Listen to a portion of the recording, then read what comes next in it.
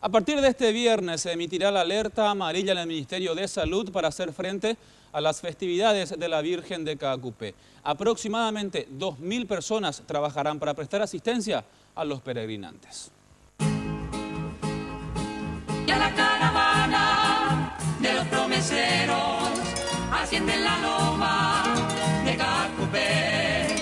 Campanas de bronce tocando oraciones llaman a los fieles con un canto dulce para el Ñemboé.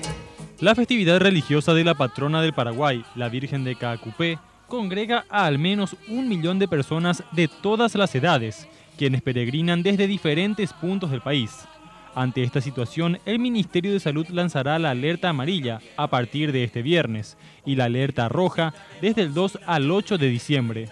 325 médicos, 810 enfermeras y 675 personales de apoyo trabajarán durante estas fechas. Tenemos más de 74 centros puestos, entre centros asistenciales de referencia y puestos provisorios que van a estar siendo montados para la atención de la ciudadanía en sitios georreferenciados dispuestos de manera estratégica. Los puestos de salud van a estar acortando las distancias entre sí a medida que se va acercando a la zona cero, que es la Basílica de Caacupé.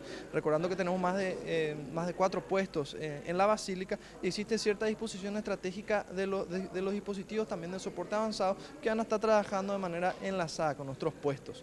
Varias son las recomendaciones realizadas para los peregrinantes. Recordarles que lleguen calzados cómodos, que lleguen ropa cómoda, eviten las zapatillas, eviten llevar a los niños a las peregrinaciones, especialmente cuando estas van a transcurrir a lo largo de una larga distancia, que se mantengan en buen estado de hidratación. En caso de emergencia, accidentes de tránsito, descompensaciones o cualquier otra situación que requiera asistencia médica, las llamadas se centrarán a través del número gratuito del Servicio de Emergencias Médicas Extrahospitalarias, que es el 141.